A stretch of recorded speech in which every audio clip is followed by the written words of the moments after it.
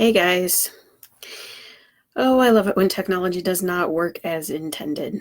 It has been one of those nights. So, today's question: what do you think about when it's appropriate to teach kids about divination?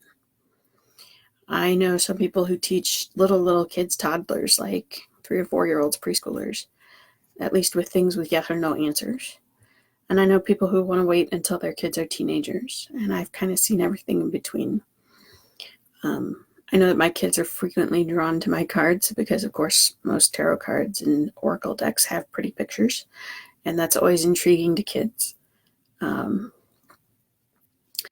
and I remember being little, maybe 5 or 6, and someone telling me in a very Christian household and very Christian entire city, town, whatever you want to call it, extended family and all the friends and everybody went to church, right? But I remember somebody using a pendulum to talk about, or to try and determine if a baby was a boy or a girl. So I kind of wonder about that, what's the right age for these things? Where do you start? Do you have to have some level of maturity to not just read things straight up like death cards are death? Or do you start with those sorts of discussions way early and work on it with much younger children? I'm not really sure where I stand on that one. I feel like there are simpler oracles that they could use that might be straightforward for younger children. Because kids always want to know yeses and nos, right?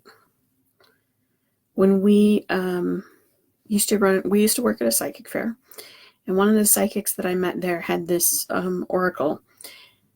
And the first level of it was you had a dark stone and a light stone, and if you threw them, you asked a yes or no question, and you threw those 2 stones like you were rolling dice. And if the lighter one was closer to you, the answer was yes. And if the lighter one was further away, it was no. And if they were about equally distant, you could ask again, but you could only ask again 3 times. He also had a cloth divided into like fourths. And each of those corners meant something. But I don't remember offhand what that was that they meant. Anyway, I know we did that one year with our Spiral Scouts troop. We did the short version of it. We actually have a gumball machine full of tumbled stones, and we gave every kid enough money, enough quarters to get 2 stones. And the funny thing was that nobody got 2 of the same stone. Everybody got 1 dark stone and 1 light stone. It was very, very clear. And they used those for their divination practice for a unit we were doing with badges. So that was sort of interesting to me that everything came out like with 1 dark stone and 1 light stone. It wasn't like people got a clear quartz and a rose quartz. It was like they got a clear quartz and like an obsidian, or they got a carnelian and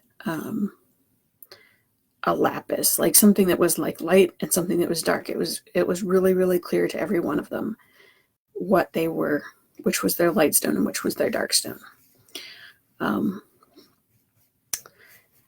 So I don't know. Talk to me in the comments. Tell me what you think.